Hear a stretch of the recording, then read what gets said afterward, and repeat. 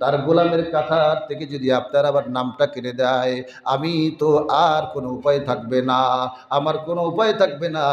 কিন্তু আমার দয়ার আল্লাহ এমন আল্লাহ, গোলামকে বারবার ডাকে, আয় আয় আয় গোলাম আয়, তুই ফজরের নামাজ পড়ো নাই, আয় জোহরে আয়, জোহরের নামাজ পড়ো নাই, আয় আসরের নামাজ পড়তে আয়, আসর পড়ো নাই, মাগরিবে আয়, ইশারে যদি ঈশাও যদি দুইটা সিজদা আল্লাহর কুদরতি পায় দেয়, এরপরে যদি আল্লাহ তাআলার কাছে তওবা করে, রব্বুল আলামিন জীবনে যত গুনাহ করেছি আর জীবনে গুনাহ করব না, আমার আল্লাহ বলে তওবার মতো যদি তওবা করতে পারে কোন গুনাহগার, যদি আমার মালিকের দরবারে যদি চোখের পানি ছাড়িয়ে দিয়া আমার মাওলার দরবারে যদি রওনা জারি করে দিতে পারে, কান্না জারি করে দিতে পারে, আমার আল্লাহ তার গুনাহ খাতা মাফ করে দিয়ে তাকে নিষ্পাপ বানাইয়া দান। সুবহানাল্লাহ। আল্লাহ বলেন, কুল্লু নাফসিন যায়িকাতুল মাউত।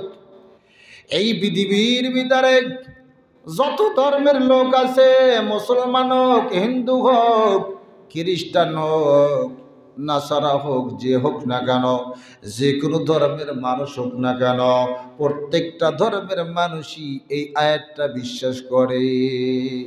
কারণ এই আয়াতটা বাস্তবে আমরা দেখি।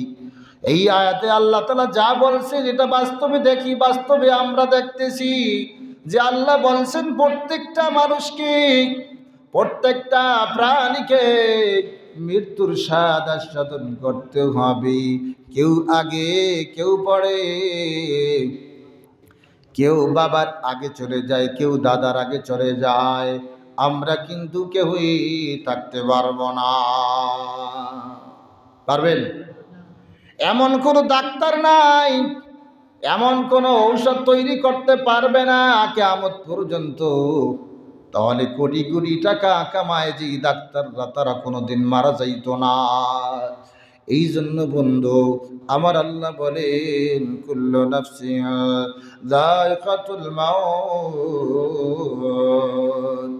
দুনিয়ার প্রত্যেকটা প্রাণী কি মৃত্যুর স্বাদ আস্বাদন করতে হবে। কেউ কিন্তু এই দুনিয়ায় থাকার জন্য আসি নাই, কেউ থাকতেও পারবো না।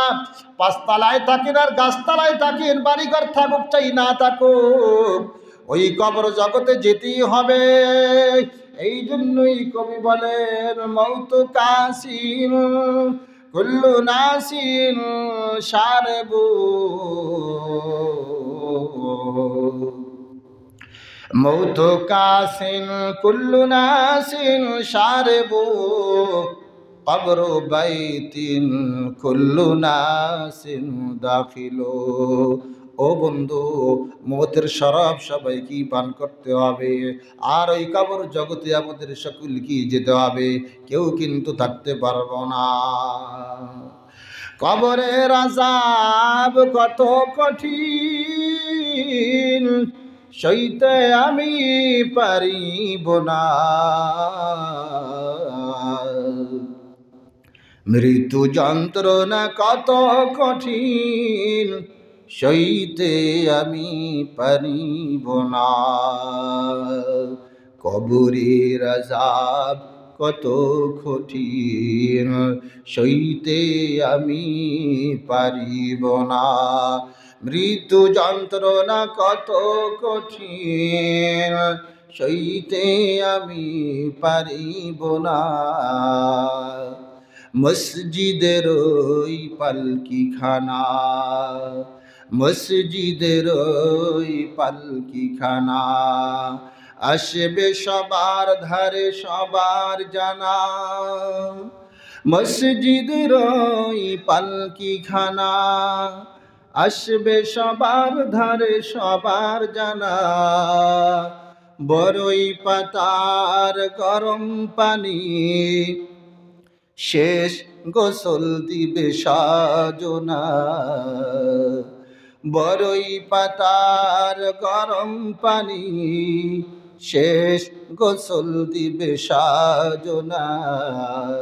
সাদা কাপড়ে পরিয়ে তোমায়, সাদা কাপড়ে সাজিয়ে আমায়, শেষ বিদায় দিবে হে মনা। ঠিক কিনা? এই জন্য বন্ধুগণ, একটু দিলের কান খাড়া করে চিন্তা করে দেখেন, আমি কবে আসছি দুনিয়ায়, কি জন্য আসছি? দাদা গেল, বাবা গেল, কেউ তো ফিরে আসলো না। আমরাও তো চলে যাব, কেউ তো ভবে রব না। এই জন্য বন্ধুগণ, আল্লাহ রাব্বুল আলামিন সূরা মুলকের ভিতরে বলেন, আল্লাযী খালাকাল মাউতা ওয়াল হায়াতা লিয়াবলুয়াকুম আইয়ুকুম আহসানু আমালা।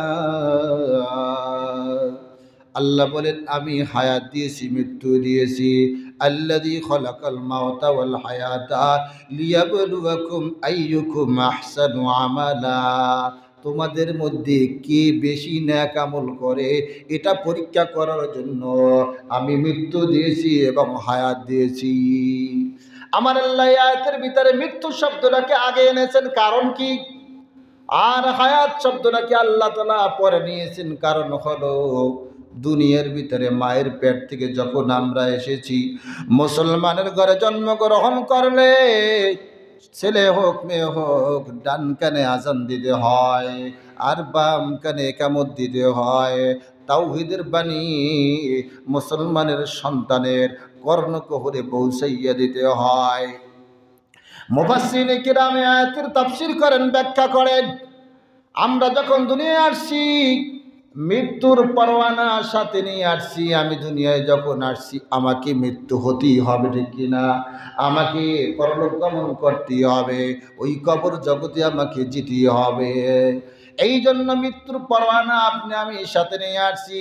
আমার আপনার ডান কানে আজান হয়ে গেছে, বাম কানে ইকামত হয়ে গেছে। মুয়াজ্জিন সাহেব আজান দিয়ে দিয়েছেন। আজানের পরে যখন মুয়াজ্জিন সাহেব ইকামত দেন, ইকামতের পরে ইমাম সাহেব যখন বলেন আল্লাহু আকবার, ইকামতের মাঝে আর ইমাম সাহেবের আল্লাহু আকবার বলার মাঝে কতটুকু সময়? মাত্র 5 সেকেন্ডও যায় না। মুয়াজ্জিন সাহেব যখন বলেন লা ইলাহা ইল্লাল্লাহ, ইমাম সাহেব তাকবীরে তাহরিমা বলে হাত বাঁধেন, বলেন আল্লাহু আকবার বলে হাত বেঁধে দেন। তাফসীরে আসছে, মুফাসসিরিনে কেরাম বলেন, দুনিয়ার এই 60-70 বছরের জিন্দেগিটা হলো অতটুকু সময়। মুয়াজ্জিন সাহেবের লা ইলাহা ইল্লাল্লাহ আর ইমাম সাহেবের আল্লাহু আকবার, এই দুই শব্দের মাঝে যতটুকু সময়, আখিরাতের বিশাল জিন্দেগির তুলনায় এই দুনিয়ার সময়টা অতটুকু সময়। দুনিয়ার সময়টা কতটুকু? মাত্র 5 সেকেন্ডের সময়, ওই আখিরাতের বিশাল জিন্দেগির তুলনায়। এই জন্য বন্ধুগণ, এই সামান্য সময়ের জন্য আমরা কত কিছু করতেছি। ও বন্ধু, যেই মালিক আপনাকে আমাকে পাঠাইলেন, বানাইলেন, ওই মালিক কেন বানাইলেন, কেন পাঠাইলেন একটু চিন্তা করে দেখেন।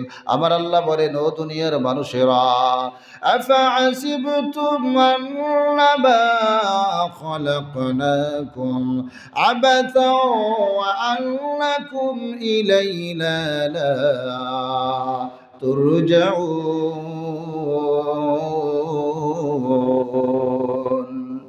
আল্লাহ তাআলা বলেন, ও দুনিয়ার মানুষেরা, ফাসিবতুম, তোমরা কি মনে করো, তোমরা কি ধারণা করো, আন্নামা খলাকনাকুম আবাসা, আমি আল্লাহ তোমাদেরকে অহেতুক বানাইছি, অনর্থক বানাইছি? না না না, তোমাদেরকে আমি বানাইছি, আমার একটা উদ্দেশ্য আছে।